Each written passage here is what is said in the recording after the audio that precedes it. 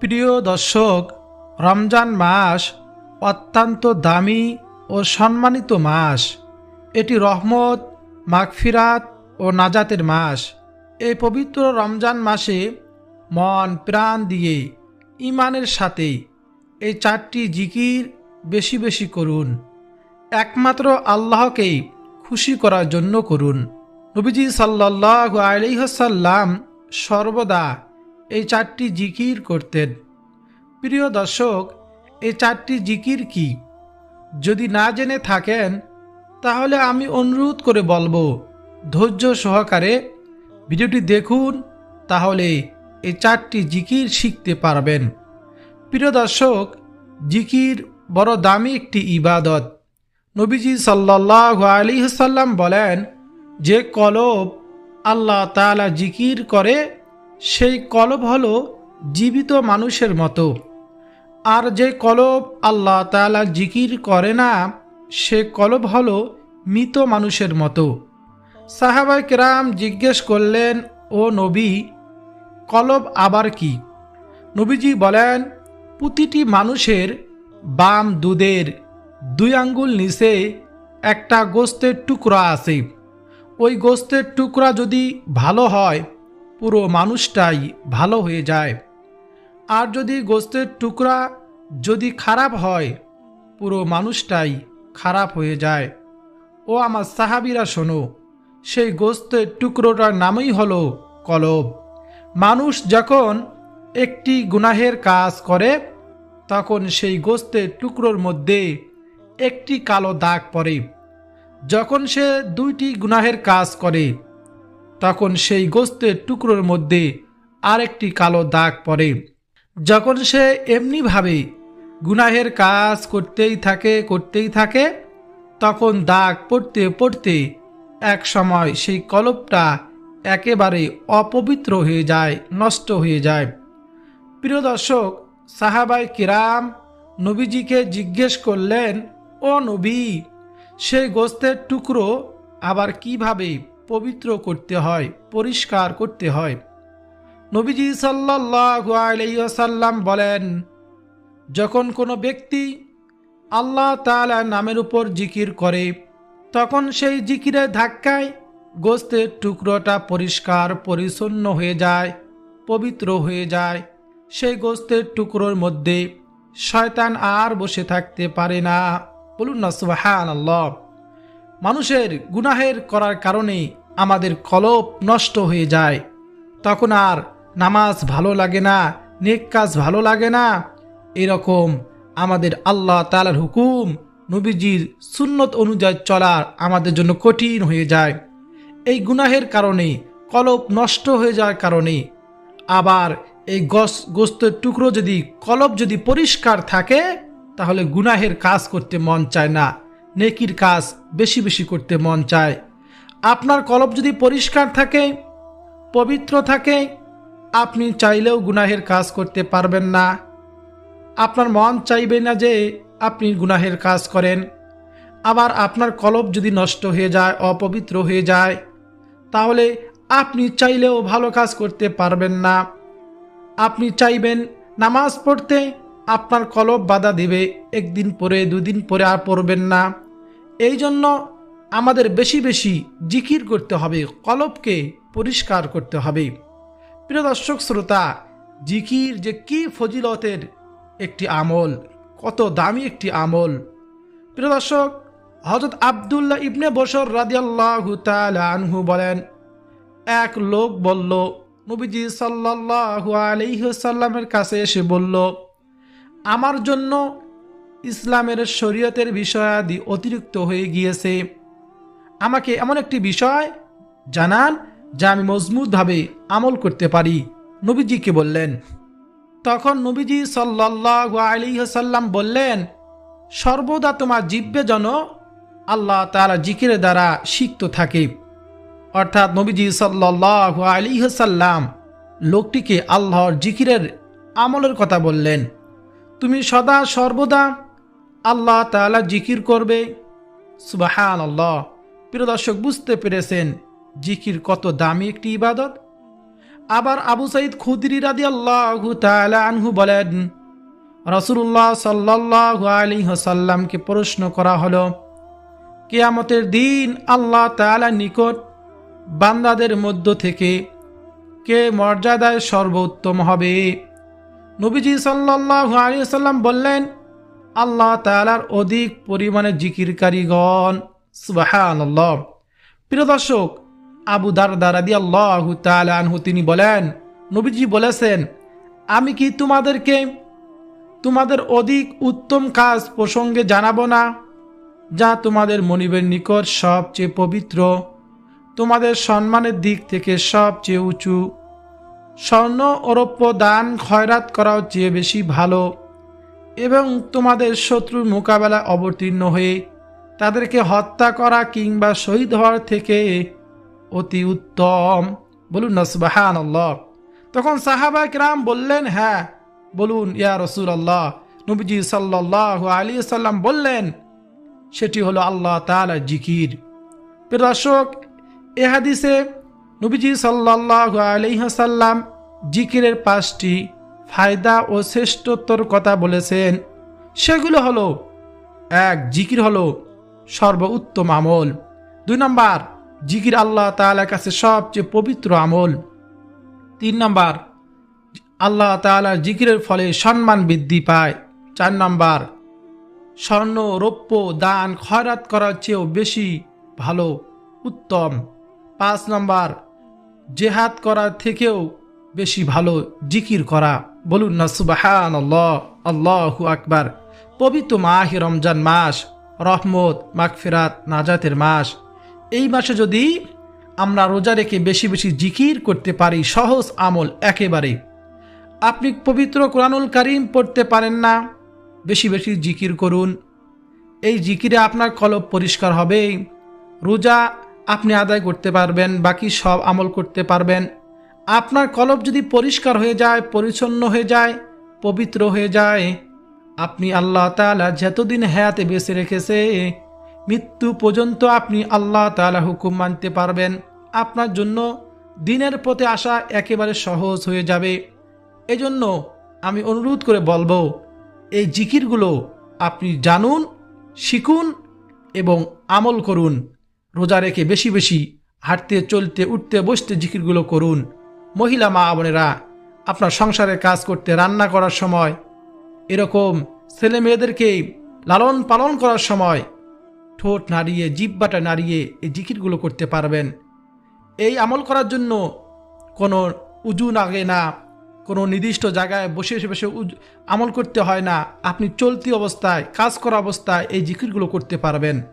এই হাদিসের শেষে হযরত মুআজ ইবনে জাবাল রাদিয়াল্লাহু তাআলা আনহু বলেন, আল্লাহ তাআলার শাস্তি হতে, আযাব হতে, আল্লাহ তাআলার সকল আযাব গজব থেকে মুক্তি পাওয়ার জন্য আল্লাহ তাআলা জিকিরের তুলনায় অগ্রগণ্য কোনো জিনিস নেই। অর্থাৎ যে যত বেশি জিকির করবে সে তত বেশি আল্লাহর আযাব গজব থেকে দূরে থাকবে। বলুন না সুবহানাল্লাহ। প্রিয় দর্শক, কিয়ামতের দিন অধিক জিকিরকারীগণ সবার আগে আগে জান্নাতে অগ্রসর হয়ে যাবে। আল্লাহু আকবার। জিকিরের ব্যাপারে সবচেয়ে সুন্দর একটি হাদিস নবীজি সাল্লাল্লাহু আলাইহি ওয়াসাল্লামের প্রিয় সাহাবী, আদরের সাহাবী আবু হুরায়রা রাদিয়াল্লাহু তাআলা আনহু বর্ণনা করেছেন। আবু হুরায়রা রাদিয়াল্লাহু তাআলা আনহু তিনি বলেন, নবীজি সাল্লাল্লাহু আলাইহি ওয়াসাল্লাম বলেছেন, আল্লাহ তাআলার একদল ফেরেশতা আছেন যারা আল্লাহর জিকিরত লোকদের খোঁজে খোঁজে পথে ঘাটে ঘুরে ঘুরে বেড়ান। যখন তারা কোথাও আল্লাহ তাআলা জিকিরত লোকদেরকে দেখতে পান, তখন ফেরেশতারা একজন আরেকজনকে ডাক দিতে থাকেন। ডাক দিয়ে বলেন, তোমরা আপন আপন কাজ করার জন্য এগিয়ে আসো। তখন তারা সবাই তাদের ডানাগুলো দিয়ে সেই জিকিরত লোকদেরকে ঢেকে ফেলেন নিকটবর্তী আকাশ পর্যন্ত। বলুন না সুবহানাল্লাহ। তখন আল্লাহ তাআলা সব কিছু জানেন, শোনেন। তিনি জানা সত্ত্বেও আল্লাহ তাআলা ফেরেশতাদেরকে জিজ্ঞেস করবেন, ও আমার ফেরেশতারা, আমার বান্দা বান্দিরা কি বলতেছে। তখন ফেরেশতারা বলবে, হে আল্লাহ, তারা আপনার পবিত্রতা বর্ণনা করতেছে, তারা আপনার শ্রেষ্ঠত্বর ঘোষণা দিচ্ছে, তারা আপনার গুণগান করতেছে, তারা আপনার মহত্ব প্রকাশ করতেছে। তখন আল্লাহ তাআলা জানা সত্ত্বেও আবার জিজ্ঞেস করবেন, ও আমার ফেরেশতারা, তারা কি আমাকে দেখেছে? তখন ফেরেশতা জবাবে বলবে, হে আমার প্রতিপালক, আপনার শপথ, তারা আপনাকে দেখেনি, কোনো দিনও দেখেনি। তখন আল্লাহ তাআলা আবার বলবেন, তবে যদি এই সমস্ত বান্দা বান্দি তারা আমাকে দেখত। তখন ফেরেশতারা জবাবে বলবে, আল্লাহ, যদি তারা আপনাকে দেখতে পেত, তারা আরও অধিক পরিমাণে আপনার ইবাদত করত, আরও অধিক পরিমাণে আপনার মহত্ব ঘোষণা করত, আরও অধিক পরিমাণে আপনার পবিত্রতা বর্ণনা করত। আল্লাহ তাআলা আবার ফেরেশতাদেরকে বলবেন, তারা আমার কাছে কি চায়। আল্লাহ তো সব কিছু জানেন, তাও ফেরেশতাদেরকে জিজ্ঞেস করবেন, এই সমস্ত বান্দা বান্দিরা আমার কাছে কি চায় এ ফেরেশতারা। তখন ফেরেশতারা বলবে, হে আল্লাহ, তারা আপনার কাছে জান্নাত চায়। আল্লাহ তাআলা আবার জিজ্ঞেস করবেন, তারা কি জান্নাত দেখেছে? ফেরেশতারা বলবেন, না, আপনার সত্তার কসম হে রব, তারা তা কোনোদিনও দেখেনি। তিনি আবার জিজ্ঞেস করবেন, যদি তারা জান্নাত দেখত তারা কি করত? ফেরেশতারা বলবে, যদি তারা জান্নাত দেখত তাহলে তারা জান্নাতের আরও অধিক লোভ করত, আরও বেশি বেশি চাইতো এবং এর জন্য আরও বেশি বেশি আকৃষ্টিত হতো। আল্লাহ তাআলা আবার জিজ্ঞেস করবেন, হে আমার ফেরেশতারা, তারা কি থেকে আশ্রয় চায়? ফেরেশতাগণ বলবেন, জাহান্নাম থেকে। আল্লাহ তাআলা আবার জিজ্ঞেস করবেন, তারা কি জাহান্নাম দেখেছে? জবাবে ফেরেশতারা বলবে, আল্লাহর কসম হে প্রতিপালক, আপনার এই সমস্ত বান্দা বান্দি জাহান্নাম দেখেনি। আল্লাহ তাআলা আবার জিজ্ঞেস করবেন, যদি তারা জাহান্নাম দেখত তখন তাদের কি হতো? ফেরেশতারা বলবে, যদি তারা তা দেখত তাহলে তারা তা থেকে দ্রুত পালিয়ে যেত এবং একে অত্যন্ত বেশি ভয় করত। তখন আল্লাহ তাআলা বলবেন, ও আমার ফেরেশতারা, তোমরা আজকে সাক্ষী থাকো, আমি এই সমস্ত বান্দা বান্দিদেরকে ক্ষমা করে দিলাম। বলুন না সুবহানাল্লাহ, আমি তাদেরকে ক্ষমা করে দিলাম।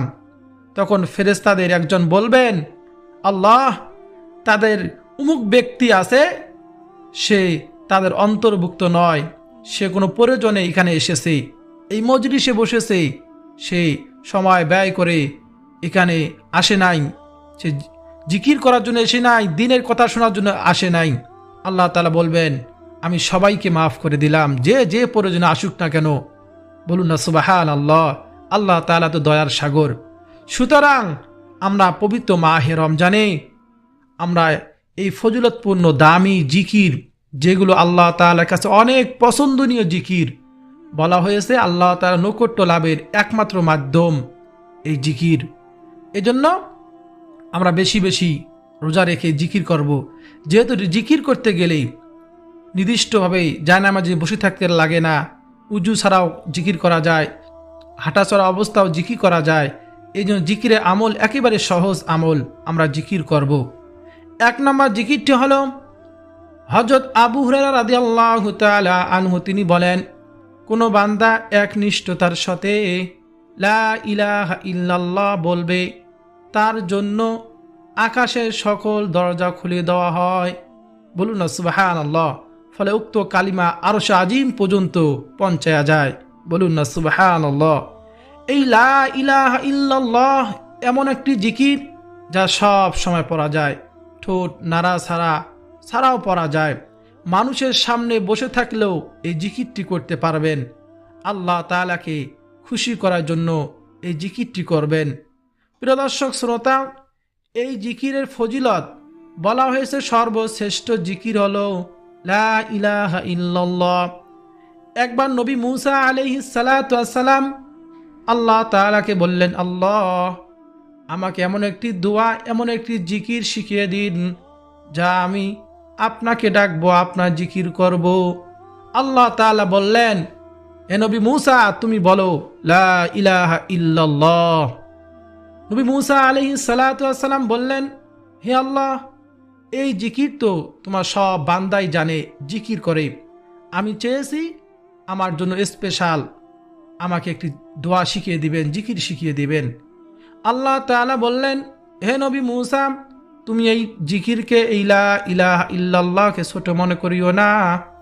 আমি ছাড়া 7 আসমান 7 জমিন আমার সকল সৃষ্টিকুলকে যদি তুমি এক পাল্লা রেখে দাও, এই লা ইলাহা ইল্লাল্লাহ অপর পাল্লা যদি রেখে দাও, এই লা ইলাহা ইল্লাল্লাহ পাল্লা ভারী হয়ে যাবে। বলুন না সুবহানাল্লাহ। এই লা ইলাহা ইল্লাল্লাহ এত ফজিলতপূর্ণ জিকির।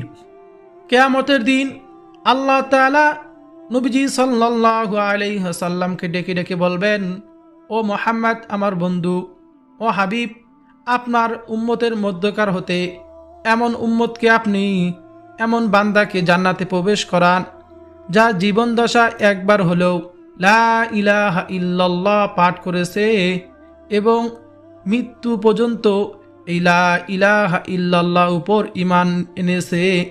এজন্য লা ইলাহা ইল্লাল্লাহ জিকির আমরা সব সময় করব।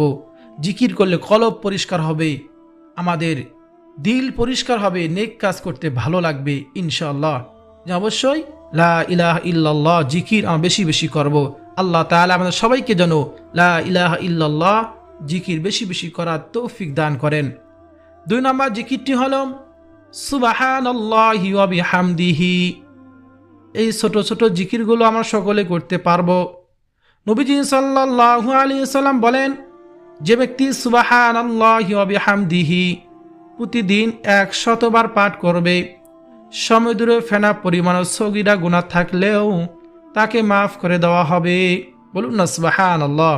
এজন্য সুবহানাল্লাহি ওয়া বিহামদিহি আমরা প্রত্যেক দিন এই মাহে রমজানে 100 বার পাঠ করব, তাহলে 70 গুণ বেশি আমরা ফজিলত পাবো, সওয়াব পাবো। বলুন না সুবহানাল্লাহ। প্রিয় দর্শক শ্রোতা, প্রত্যেক ফরজ নামাজের পর সুবহানাল্লাহ 33 বার, আলহামদুলিল্লাহ 33 বার, আল্লাহু আকবার 34 বার পাঠ করব ইনশাআল্লাহ।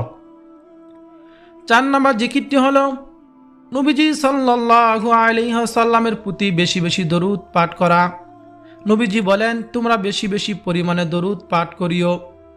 নবীজি আরো বলেন, যে ব্যক্তি একবার দরুদ শরীফ পাঠ করবে, আল্লাহ রাব্বুল আলামিন তাকে সাথে সাথে 3টি পুরস্কারে পুরস্কৃত করবেন। সর্বপ্রথম নাম্বার পুরস্কার হলো তার 10টি গুনাহ আল্লাহ তাআলা ক্ষমা করে দিবেন। দ্বিতীয় নাম্বার পুরস্কার, তাকে 10টি রহমত দান করবেন। তৃতীয় নাম্বার পুরস্কার, আল্লাহ তাআলা তার মর্যাদা 10 ধাপ বাড়িয়ে দিবেন। বলুন না সুবহানাল্লাহ। তাই আমরা বেশি বেশি পরিমাণে দরুদ শরীফ পাঠ করব। সব থেকে ছোট দরুদ সাল্লাল্লাহু আলাইহি ওয়াসাল্লাম আমরা বেশি বেশি পাঠ করব। সব থেকে শ্রেষ্ঠ দরুদ দরুদ ইব্রাহিম। নবীজি কি বলেছেন জানেন? নবীজি বলেছেন যে ব্যক্তি আমার প্রতি বেশি বেশি দরুদ পাঠ করবে, সে হাসরের ময়দানে একেবারে আমার নিকটেই থাকবে। বলুন না সুবহানাল্লাহ। প্রিয় দর্শক, সেই সময় কেমন হবে যখন আপনি নবীজি সাল্লাল্লাহু আলাইহি ওয়াসাল্লামকে নিজ চোখে দেখতে পারবেন, নবীজি আপনাকে নিজ চোখে দেখতে পারবে, তখন আপনার কাছে কেমন লাগবে? প্রিয় দর্শক, তাই আমরা বেশি বেশি পরিমাণে পাঠ করব, হাঁটতে চলতে উঠতে বসতে সাল্লাল্লাহু আলাইহি ওয়াসাল্লাম। এবং আমরা দোয়া করার আগে অবশ্যই দরুদ ইব্রাহিম দরুদ শরীফ পাঠ করে আমরা দোয়া করব। আর একটি গুরুত্বপূর্ণ আমল, বোনাস টিপস আপনাদেরকে দিয়ে দেই, তা হলো প্রত্যেক ফরজ নামাজের পর একবার করে আয়াতুল কুরসি পাঠ করবেন। নবীজি সাল্লাল্লাহু আলাইহি ওয়াসাল্লাম বলেন, প্রত্যেক ফরজ নামাজের পর সালাম ফিরানোর পর আয়াতুল কুরসি পাঠ করিও। সাহাবায়ে কিরাম জিজ্ঞেস করলেন, ইয়া রাসূলুল্লাহ, ইয়া হাবিবাল্লাহ, যদি আমরা আয়াতুল কুরসি প্রত্যেক ফরজ নামাজের পর পাঠ করি তাহলে কি ফজিলত হবে, কি লাভ হবে আমাদের? নবীজি বলেন, যে ব্যক্তি প্রত্যেক ফরজ নামাজের পর আয়াতুল কুরসি পাঠ করবে তার জান্নাতে যাওয়ার জন্য কোনো বাধা থাকবে না। শুধু একটাই বাধা থাকবে, সেটা হলো মৃত্যু। যখনই সে মৃত্যুবরণ করবে সাথে সাথে আল্লাহর জান্নাতে চলে যাবে। বলুন না সুবহানাল্লাহ। তাই প্রিয় দর্শক, জান্নাতে যেতে চাইলে আয়াতুল কুরসি অবশ্যই পাঠ করুন। আয়াতুল কুরসিটি হল সূরাতুল বাকারার 255 নম্বর আয়াত, 255 নম্বর আয়াত এবং পারা হিসাবে 3 পারার প্রথম নম্বর পৃষ্ঠা। আয়াতুল কুরসি, আল্লাহু লা ইলাহা ইল্লা হুয়াল হাইয়ুল কাইয়্যুম। আপনারা যদি শিখতে চান আয়াতুল কুরসি, আমাকে কমেন্ট করে জানাবেন। আপনাদের সহিশুদ্ধভাবে সহজ নিয়মে আয়াতুল কুরসি আপনাদেরকে শেখানোর চেষ্টা করব ইনশাআল্লাহ। প্রিয় দর্শক শ্রোতা, যেহেতু মাহে রমজান, রহমত চলতেছে, তারপর মাগফিরাত, তারপর নাজাত, এই পবিত্র মাহে রমজানে আমরা বেশি বেশি ইবাদত করব। আল্লাহ তাআলার কাছে সবচেয়ে প্রিয় জিকির 4টি। কয়টি? সবচেয়ে প্রিয় জিকির 4টি। হযরত মাসুরা বিনতে জুনদুব রাদিয়াল্লাহু তাআলা আনহু বলেন, রাসূলুল্লাহ সাল্লাল্লাহু আলাইহি ওয়াসাল্লাম বলেছেন, আল্লাহর কাছে বেশি প্রিয় জিকির 4টি। তা হলো সুবহানাল্লাহ, আলহামদুলিল্লাহ, লা ইলাহা ইল্লাল্লাহ ও আল্লাহু আকবার। এই জিকিরগুলো যে কোনো একটি দিয়ে জিকির শুরু করা যায়। সহিহ মুসলিম শরীফের হাদিস। এই জিকিরগুলো আমরা সকলে পারি। সুবহানাল্লাহ, আলহামদুলিল্লাহ, লা ইলাহা ইল্লাল্লাহ, আল্লাহু আকবার। এই জিকিরগুলো একসঙ্গে মিলিয়ে এভাবে পড়া যায়, সুবহানাল্লাহি ওয়ালহামদুলিল্লাহি ওয়ালা ইলাহা ইল্লাল্লাহু আল্লাহু আকবার। এভাবেও জিকির করতে পারেন। এই 4টি জিকির আল্লাহ তাআলার কাছে প্রিয় জিকির, এই 4টি। এজন্য আমরা বেশি বেশি জিকির করব, 4টি জিকির। বাকি জিকিরগুলোও করব ইনশাআল্লাহ। আল্লাহ সুবহানাহু তাআলা আমাদের সবাইকে পবিত্র মাহে রমজানে রহমত, মাগফিরাত, নাজাতের মাস, গুনাহ মাফের মাস, কোরআন নাজিলের মাস, আল্লাহ তাআলা যেন সঠিকভাবে রমজানের রোজাগুলো, তারাবির নামাজ, বেশি বেশি জিকির, কোরআন তেলাওয়াত এবং গুনাহের কাজ থেকে ফারেক থাকার তৌফিক দান করেন। সকলে বলি আমিন। প্রিয় দর্শক শ্রোতা, ভিডিওটি যদি আপনার কাছে ভালো লাগে, আপনার উপকার হয়, অল্প কিছু হলো শিখতে পারেন, আপনার জানা হয়ে যায়, তাহলে অবশ্যই একটি লাইক দিবেন ভিডিওর মধ্যে। কমেন্টে আমিন লিখে আমার দোয়ার সঙ্গে শরীক থাকবেন। চ্যানেলটি অবশ্যই সাবস্ক্রাইব করে পাশে থাকা বেল বাটনটি অন করে রাখবেন। আর ভিডিওটি শেয়ার করে দিবেন যাতে সকলে শিখতে পারে।